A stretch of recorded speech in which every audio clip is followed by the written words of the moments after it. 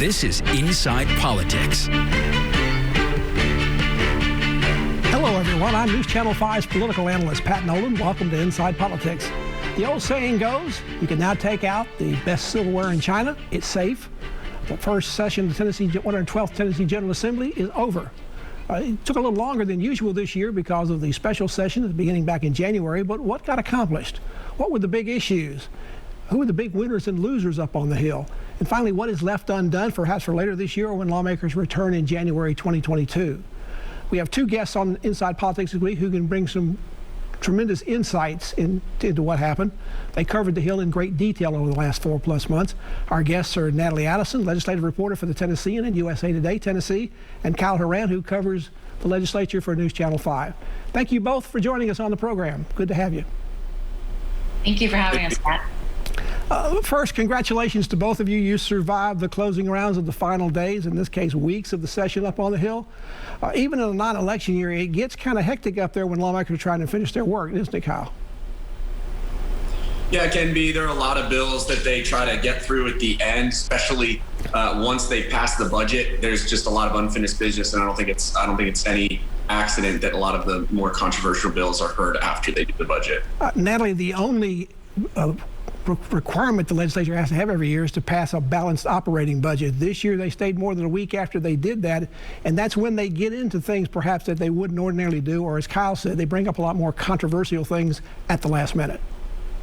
Yeah, they passed their $42.6 billion budget, and then they stayed for nearly another week. And during that time, there is lots of deal making going on. You may go in one morning knowing for sure that a bill isn't going to make it, and by afternoon there's a path forward, and vice versa. And so, there's lots going on, certainly behind the scenes, and it's our job to be there to see what's happening. Now, to both of you, what is your top line take on what this legislature got accomplished, and what were the best things, and what didn't they get done as well? What got left over? Natalie, I'll start back with you this time.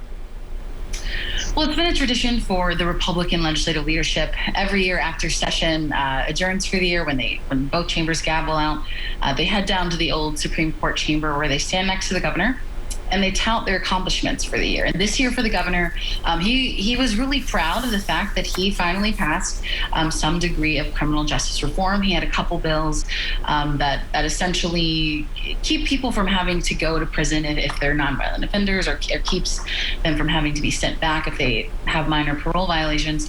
And that's something the governor was very proud of. That's something that they talked a lot about at that press conference.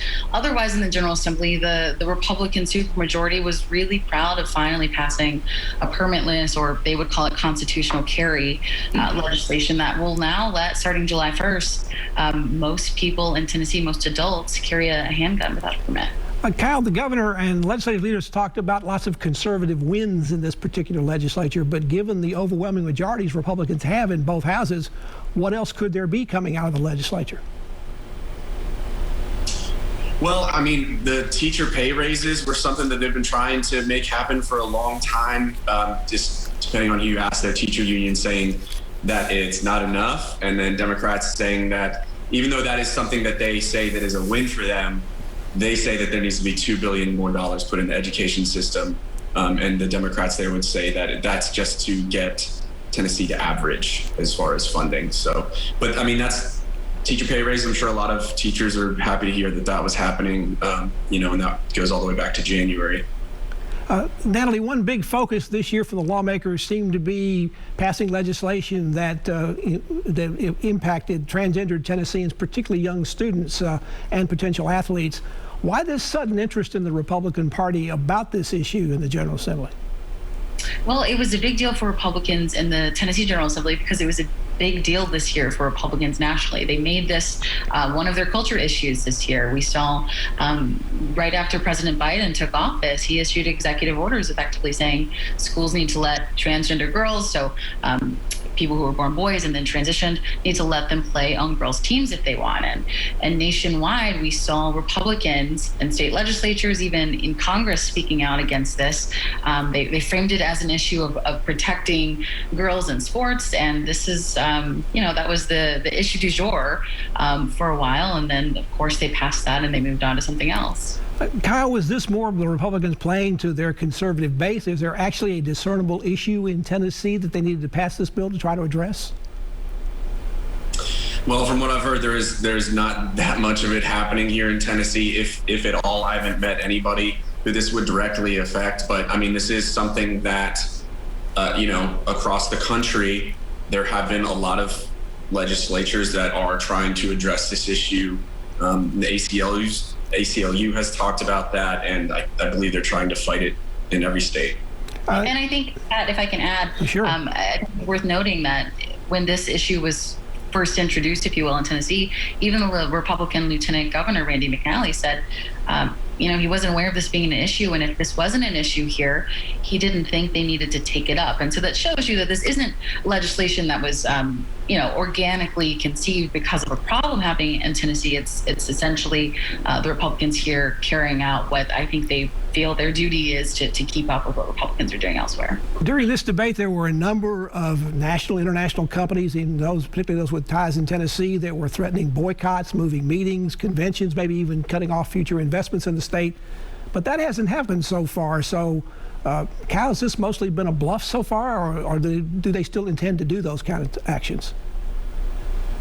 Amazon signed on to some of those petitions and protests. There was lots of businesses that were, but I haven't seen anybody actually pull out. And Natalie, actually, I think you had a tweet about how you didn't think it was going to happen. It kind of got traction. They've been signing these letters for years, and these bills keep coming, and the business keeps coming to the state, and the conferences keep coming. And so, I do think the Republicans see this as a bluff. Natalie, across the country in the wake of the 2020 election and the big lie about voter fraud going on there, President Trump and other conspiracy theorists pushed the idea of changing and restricting voter access to the polls, and that's happened in a number of states, Georgia in particular, most recently Florida, and maybe soon in Texas. There were some similar bills like that here in Tennessee, including one to completely get rid of early voting, but that all kind of went away. Why didn't Tennessee get involved in that big national Republican effort to change voter access? Well, the truth is that early voting is popular in Tennessee. Most people in Tennessee in the last election voted early. And so I don't think there was ever really going to be a chance that Republican filed bill, which never actually even got a House sponsor, incredibly enough, was going to take off. But if you look at places like Georgia that are passing these, bills to overhaul some of the state's voting laws, which Tennessee has had controversial voting bills in recent years also. But if you look at a state like that right now, you have to keep in mind that they have seen an expansion of the Democratic Party's success there, and the state where Republicans are trying to hold on to power. Those are the kind of bills you're going to see. In Tennessee, the Democrats aren't really that much of a threat for Republicans at this point. Natalie Allison of Tennessee and the USA Today, and Kyle Horan at News Channel 5 are with us. They're both covering the State Hill. We're talking about what happened in the 112th General Assembly. Their first session is now over. Back to continue our conversation with them after this break.